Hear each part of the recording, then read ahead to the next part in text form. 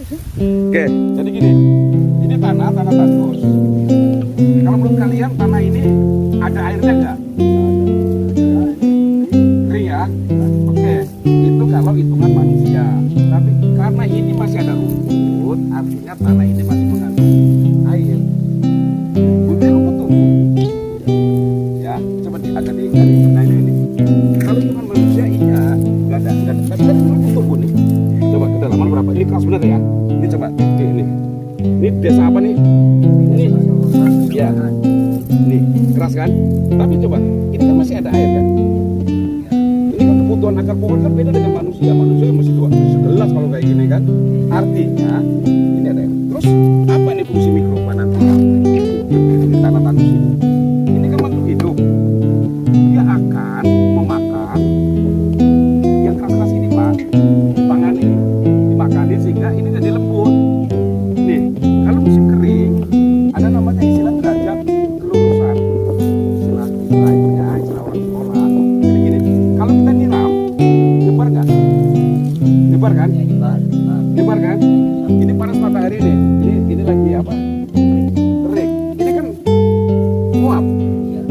Tapi kalau ini ditembus, ini dihancurin sama mikroba, ini ditembus, sehingga kalau ada air kan masuk ke dalam kan, nggak nyebar gini kan, itulah fungsi mikroba menghancurkan kimia-kimia atau apapun yang menjadi polusi atau apalah pencemaran di sini yang membuat ini keras. Sehingga kalau lembut ini langsung air ke bawah. Nah air ke bawah sampai ke akar rumput ini. Nyampe kan? Ya kan? Nah sekarang jagung kedalaman berapa rata-rata? Paling kan akarnya kan paling masuk 3 cm 4 cm. Coba kamu nugas jagung coba. Nah ini nanti bagi tugas ini beli jagungnya, ini beli ya di toko yang punya ya. Ini kita rendam dulu dengan mikroba. Ya secukupnya lah ya. Kira-kira setengah jam sebelum tanam. Nah ini pupuk kandang. Ini pupuk kandang. Ini kita kasih mikroba juga.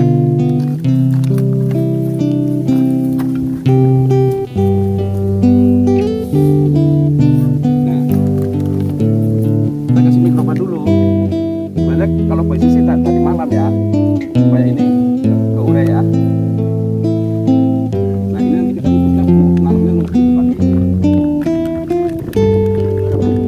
ini udah nggak kasih mikroba satu menit juga nggak apa.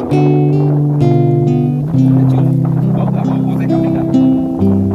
Nah ini 16 liter ini 15 liter apa 16 liter? 13 liter. Ini untuk nyiraminya dikasih 1 gelas minimal ya. Mau lebih juga nggak apa-apa karena mikroba ini nggak ada overdosis. Jadi mikroba PA63 Garuda Mas produksi PT Muti Agro Sejahtera inilah untuk kita uji di tanah yang paling tandus.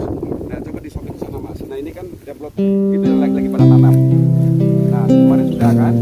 Ini lagi mulai nanam ya. Oke ini tanggal 31 ini ya. Nah coba praktekkan cara nanamnya. Ini di nyiramnya kamu penanaman. Kamu pasang Mas. Nah sekarang gini. Coba. Nanti kita batasin ya. Nanti kita buat batas ya. Buat tanda ya. Oke, Kang Ebot mulai nanam dari sini Kang Ebot. Jadi tanpa olah tanah. Coba ini dugil apa namanya batasnya.